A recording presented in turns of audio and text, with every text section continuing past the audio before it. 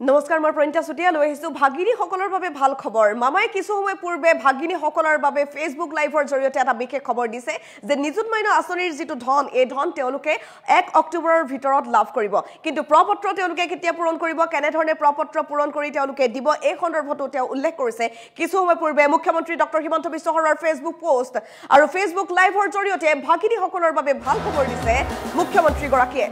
ভাগিনী সকলৰ বাবে মামাই কেতিয়া ভাল খবৰ দিব সকলোৱে হয়তো অপেক্ষাত আছিল আৰু অৱশেষতে ভাল খবৰটো আহিল চৰকাৰী মহাবিদ্যালয়ত অধ্যয়নৰত ছাত্ৰীসকলৰ বাবে এই খবৰটো সকলোৱে জানে নিযুত মইনা আঁচনিৰ ধন যিহেতু চৰকাৰী মহাবিদ্যালয়ৰ ছাত্ৰীয়ে পাব আৰু 16 আগষ্টৰ পৰা প্ৰপত্ৰ বিতৰণ কৰা হ'ব নিযুত মইনা আঁচনিৰ প্ৰপত্ৰ তেওঁলোকে 16 আগষ্টৰ পৰা পাব 10ৰ পৰা 12 ছেপ্টেম্বৰৰ ভিতৰত তেওঁলোকে এই প্ৰপত্ৰ জমা দিব লাগিব তেওঁলোকে ফিল আপ কৰি জমা দিব লাগিব এই প্ৰপত্ৰ আৰু 1 অক্টোবৰৰ ভিতৰতে তেওঁলোকক প্ৰদান কৰা হ'ব এই ধন যিসকলে নিযুত মইনা আঁচনিৰ প্ৰপত্ৰ পূৰণ কৰিব তেওঁলোকে ধন পাব আৰু প্ৰতিমাহে একাদশ শ্ৰেণীত নামভৰ্তি কৰাৰ পিছতে 1000 কৈ টকা লাভ কৰিব এই আঁচনিৰ জৰিয়তে ডিগ্ৰীত নামভৰ্তি কৰাৰ লগে লগে 1250 টকা কৈ লাভ কৰিব ছাত্ৰীসকলে যিসকল ছাত্ৰী নিযুত মইনা আঁচনিৰ এই অন্তৰ্ভুক্ত হ'ব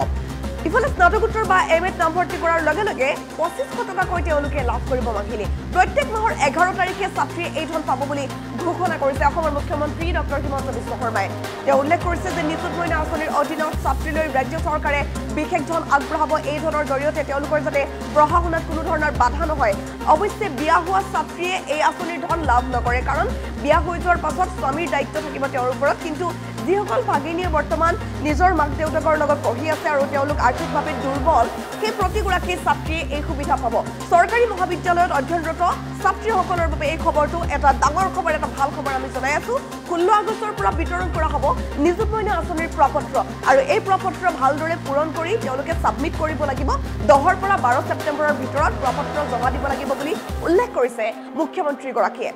লগতে মুখ্যমন্ত্ৰী ডক্টৰ হিমন্ত বিশ্ব শৰ্মাই উল্লেখ কৰিছে যে 1 অক্টোবৰৰ ভিতৰত তেওঁলোকক ধন প্ৰদান কৰা হ'ব আৰু ইয়াৰ পাছত তেওঁলোকে প্ৰতিমাহে 11 তাৰিখে টকা পাই থাকিব প্ৰতিমাহে একাদশ শ্ৰেণীত নামভৰ্তি কৰাৰ পিছত 1000 টকা পাব আৰু যিসকলে ডিগ্ৰীত নামভৰ্তি কৰিব তেওঁলোকে 1250 টকা কৈ লাভ কৰিব বুলি কোৱা হৈছে অৰ্থাৎ গ্ৰেজুৱেচন কৰি থকা সকলে 1250 টকা কৈ প্ৰতিমাহে পাব আৰু স্নাতকোত্তৰ অৰ্থাৎ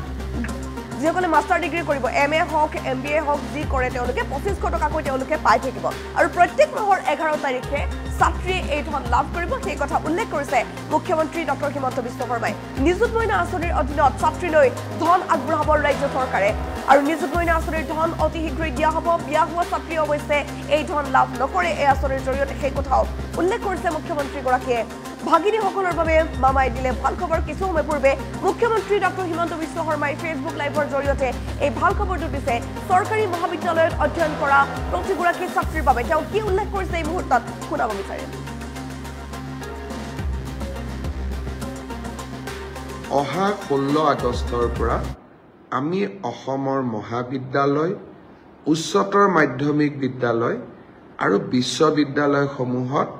নিযুত মইনাৰ প্ৰপত্ৰ বিতৰণৰ কাম আৰম্ভ কৰিম সকলো কলেজত এইবাৰ নামভৰ্তি কৰা ছাত্ৰীসকলে বিনামূলীয়া প্ৰপত্ৰ পাব এই প্ৰপত্ৰসমূহ পূৰণ কৰি তেওঁলোকে আমাক 10 বা 12 ছেপ্টেম্বৰৰ ভিতৰত প্ৰপত্ৰসমূহ উভতাই দিব মোৰ মনত ইচ্ছা আছে যে নিযুত মইনা আঁচনিখনৰ প্ৰথম ধন আমি যাতে 1 অক্টোবৰত ৰাইজৰ ছোৱালীসকলৰ আমাৰ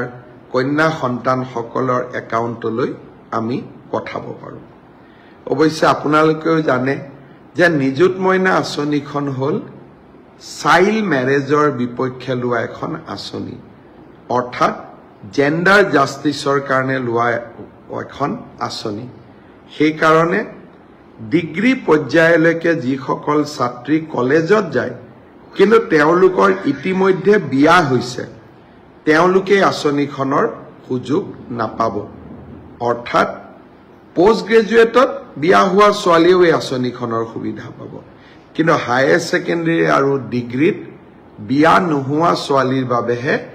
এই আঁচনিখন মুকলি হৈ থাকিব অহা 16 আগষ্টৰ পৰা আমি অসমৰ মহাবিদ্যালয় উচ্চতৰ মাধ্যমিক বিদ্যালয় আৰু বিশ্ববিদ্যালয়সমূহত নিযুত মইনাৰ প্ৰপত্ৰ বিতৰণৰ কাম আৰম্ভ কৰিম। সকলো কলেজত এইবাৰ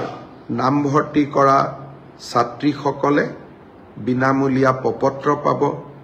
এই প্ৰপত্ৰসমূহ পূৰণ কৰি তেওঁলোকে আমাক 10 বা 12 ছেপ্টেম্বৰৰ ভিতৰত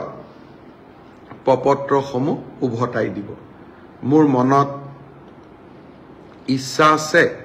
যে নিযুত মইনা আঁচনিখনৰ প্ৰথম ধন আমি যাতে 1 অক্টোবৰত ৰাইজৰ ছোৱালীসকলৰ আমাৰ কন্যা সন্তানসকলৰ একাউণ্টলৈ আমি পঠাব পাৰোঁ। অৱশ্যে আপোনালোকেও জানে যে নিযুত মইনা আঁচনিখন হ'ল চাইল্ড মেৰেজৰ বিপক্ষে লোৱা এখন আঁচনি, অৰ্থাৎ জেণ্ডাৰ জাষ্টিছৰ কাৰণে লোৱা এখন আঁচনি। সেইকাৰণে ডিগ্ৰী পৰ্যায়লৈকে যিসকল ছাত্ৰী কলেজত যায় কিন্তু তেওঁলোকৰ ইতিমধ্যে বিয়া হৈছে, তেওঁলোকে আঁচনিখনৰ সুযোগ নাপাব। অৰ্থাৎ পোষ্ট গ্ৰেজুৱেটত বিয়া হোৱা ছোৱালীয়েও এই আঁচনিখনৰ সুবিধা পাব, কিন্তু হায়াৰ ছেকেণ্ডেৰী আৰু ডিগ্ৰীত বিয়া নোহোৱা ছোৱালীৰ বাবেহে এই আঁচনিখন মুকলি হৈ থাকিব। অহা 16 আগষ্টৰ পৰা আমি অসমৰ মহাবিদ্যালয়, উচ্চতৰ মাধ্যমিক বিদ্যালয় আৰু বিশ্ববিদ্যালয়সমূহত নিযুত মইনাৰ প্ৰপত্ৰ বিতৰণৰ কাম আৰম্ভ কৰিম। সকলো কলেজত এইবাৰ নামভৰ্তি কৰা ছাত্ৰীসকলে বিনামূলীয়া প্ৰপত্ৰ পাব। এই প্ৰপত্ৰসমূহ পূৰণ কৰি তেওঁলোকে আমাক 10 বা 12 ছেপ্টেম্বৰৰ ভিতৰত প্ৰপত্ৰসমূহ উভতাই দিব। মোৰ মনত ইচ্ছা আছে যে নিযুত মইনা আঁচনিখনৰ প্ৰথম ধন আমি যাতে 1 অক্টোবৰত ৰাইজৰ ছোৱালীসকলৰ আমাৰ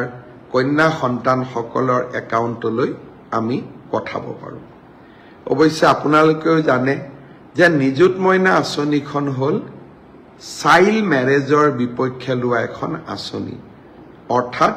জেণ্ডাৰ জাষ্টিছৰ কাৰণে লোৱা এখন আঁচনি। সেইকাৰণে ডিগ্ৰী পৰ্যায়লৈকে যিসকল ছাত্ৰী কলেজত যায় কিন্তু তেওঁলোকৰ ইতিমধ্যে বিয়া হৈছে, তেওঁলোকে আঁচনিখনৰ সুযোগ নাপাব। অৰ্থাৎ পোষ্ট গ্ৰেজুৱেটত বিয়া হোৱা ছোৱালীয়েও এই আঁচনিখনৰ সুবিধা পাব, কিন্তু হায়াৰ ছেকেণ্ডেৰী আৰু ডিগ্ৰীত বিয়া নোহোৱা ছোৱালীৰ বাবেহে এই আঁচনিখন মুকলি হৈ থাকে।